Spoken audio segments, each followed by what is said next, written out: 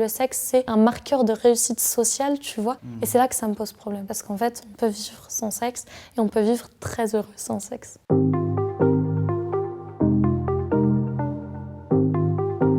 Coucou Néon, bienvenue dans ce nouveau format où j'invite des autoristes queer pour qu'on aborde ensemble des questions autour de la communauté LGBT+. On est le 6 avril et c'est la journée internationale de l'asexualité. Et à Néon, on s'est dit que c'était l'occasion d'en parler. Aujourd'hui, je reçois Anna Mongeau, autrice de Asexuelle, paru en janvier 2024 aux éditions Larousse. Salut Anna. Salut. Si je demande aux gens si c'est des films où il y a des personnages gays, bi, lesbiennes ou trans qui sont mis en scène, je pense que la plupart des gens peuvent en citer quelques-uns. Mais pour la sexualité, j'ai l'impression qu'il y a quand même un gros angle mort. Est-ce que toi, tu as des personnages asexuels qui te viennent en tête? Là, ces dernières années, on en a 2-3 qui ont popé et qui sont vraiment assumés en tant qu'asexuels. Mais parce que, tu sais, ils sont toujours filmés sous un jour assez misérabiliste. Et après, il y en a aussi, mais qui sont pas assumés en tant qu'asexuels. Je pense notamment à Luffy dans One Piece, où vraiment, il y a même toute une histoire où justement, c'est le seul à ne pas être attiré par une femme qui est censée être désirée par tous et toutes. Et ça a été en fait à demi-mot validé par l'auteur, mais c'est jamais obvious et sans débat, quoi. Toi, comment tu la définirais, la sexualité? En commençant par dire que c'est une orientation sexuelle, mais aussi un spectre. Donc le fait d'être asexuel, c'est de ne pas ressentir d'attirance sexuelle pour autrui ou dans des circonstances très particulières. Donc tu vois, tout au bout du spectre, il y a moi par exemple qui ne ressens aucune attirance, qui n'ai aucune libido sans aucune circonstance. Et puis après, il y a des gens qui vont en avoir que dans certains cas et qui se sentent en fait, somme toute, en dehors de la norme.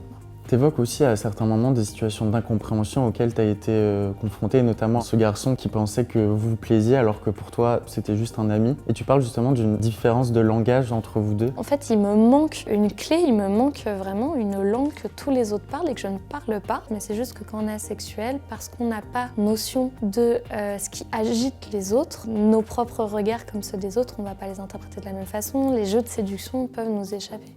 Tu racontes dans ton livre que tu as été abusée par certains de tes copains, parfois pendant plusieurs mois, et que c'était aussi une violence que tu t'infligeais parce que tu te disais que si tu te forçais, peut-être que tu allais finir par pouvoir apprécier le fait d'avoir des rapports sexuels. C'est une situation qui est complexe, mais qui est commune à beaucoup d'asexuels. Et en fait, moi, j'avais pas envie. Et puis, simplement, je me disais, mais en fait, vraiment, ça se trouve, c'est pareil pour tout le monde, quoi. Et ça se trouve, personne n'a vraiment envie, il faut juste sauter à l'eau, puis l'eau, elle sera meilleure une fois dans la piscine. Et après, il y a que quand on est asexuel, ou d'ailleurs quand juste on n'a pas envie de coucher et qu'on est dans une relation, en fait, il est beaucoup plus facile de se dire, bah j'ai juste à prendre sur moi 15 minutes. Et en définitive, avec le recul, je me rends compte que se forcer, ça abîme énormément les relations. Mais je pense qu'à l'époque, j'avais pas moyen de faire autrement. Au début du livre, t'écris « J'avance sans attirance sexuelle, sans désir, mais empli d'un amour infini ». Est-ce que le fait d'être une personne asexuelle, du coup, ça donne pas aussi plus de force à vouloir se concentrer sur des choses que des personnes, du coup, allosexuelles vont mettre moins au centre de leur vie? Moi, je dirais que oui, mais je suis pas objective forcément. En fait, à partir du moment, tu vois, où il y a une différence dans le couple, ça fait qu'on va mettre beaucoup plus d'énergie pour s'entendre à côté. Donc avec Anthony, mon amoureux, on a vraiment construit, je disais, notre nid. Mais notre nid, c'est pas que notre maison, c'est notre relation, c'est la manière dont on se retrouve, dont on se soutient, dont on s'écoute. Et tout ça, pour moi, c'est effectivement une démonstration d'amour qui est énorme et plus que peut-être, c'était mes éditrices qui m'avaient dit ça, se réconcilier sur l'oreiller, tu vois. Où elles m'avaient demandé, mais du coup, vous faites comment pour vous réconcilier? Et j'étais en mode, on parle. Il y a une séquence drôle aussi où tu racontes qu'à un moment donné, tu as candidaté et travaillé dans un sex shop. C'était quoi cette démarche pour toi? Qu'est-ce que ça voulait dire? Mais mon psy dirait que c'était grave un acte manqué. C'est arrivé parce que j'accompagnais une pote, la vendeuse lui explique tous les jouets, les trucs, les machins. Et puis une pote un jour me dit « Ah, j'aimerais trop m'acheter un sex shop ». Je lui dis « Je connais un magasin, viens, je t'emmène ». Et puis je lui fais toute la démo comme la vendeuse avait fait parce que j'avais retenu. Puis une deuxième pote, une troisième pote. Et un jour, la responsable vient me voir, à la sortie, elle me dit « Bon, écoutez, si vous cherchez un taf, je vous embauche ». J'ai posé mon CV, elle m'a embauchée. Aujourd'hui, je sais que c'était surtout une façon pour moi de faire un peu d'anthropologie, de me rapprocher au plus près de ce que je ne comprenais pas et de ce qui m'échappait complètement. Est-ce que tu pourrais nous lire un extrait du livre qui, toi, te tient particulièrement à cœur? Ouais, grave. Ça. Alors, vous voulez quelque chose de joyeux ou de pas joyeux? Eh ben, quelque chose de joyeux. Dans un couloir, la porte du placard s'est refermée sur nous et nous nous sommes retrouvés dans le noir l'un contre l'autre. Nous avions peu de place. Il était assis dos à la porte et j'étais assise sur lui, torse contre torse. Nous nous sommes embrassés immédiatement. Rapidement, sa respiration s'est accélérée, ses baisers sont devenus pressants et sa peau s'est échauffée. Il a soufflé dans mon cou et l'a embrassé. Son odeur, que j'avais sentie des dizaines de jours en classe, se mélangeait à celle du rhum. On était adolescents, il me plaisait, mais rien.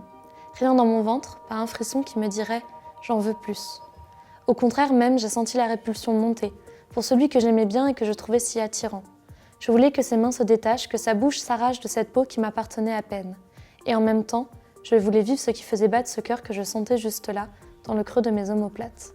Pourquoi tu as choisi cet extrait ? Il parle vraiment de cette ambiguïté entre l'envie d'avoir envie, tu vois, le fait qu'on ait envie de ressentir ce que tout le monde ressent, on ait envie d'arriver à ce moment d'accomplissement avec la personne qui nous plaît, mais quand vient le moment, il n'y a rien. Et c'est frustrant. Et en définitive, si on m'avait pas dit ça doit se dérouler avec un rapport sexuel, peut-être que juste le sentir contre moi, torse contre torse, en fait tout ça, ça aurait suffi, comme ce qui me suffit aujourd'hui dans ma relation avec Anthony. C'est vrai que pour les personnes du coup, qui ressentent du désir et de l'attirance sexuelle, on se rend pas compte à quel point on vit aussi dans un monde avec tout un tas de représentations de la sexualité, qu'en fait elle est omniprésente. Là où moi ça me pose problème, c'est que toute cette société-là, elle crée une identité chez chacun et chacune qui ne leur appartient pas forcément, qui est que le sexe il est nécessaire au bonheur, que le sexe c'est en définitive l'équivalent que d'avoir une belle voiture, c'est un marqueur de réussite sociale, tu vois, et ce dès le plus jeune âge.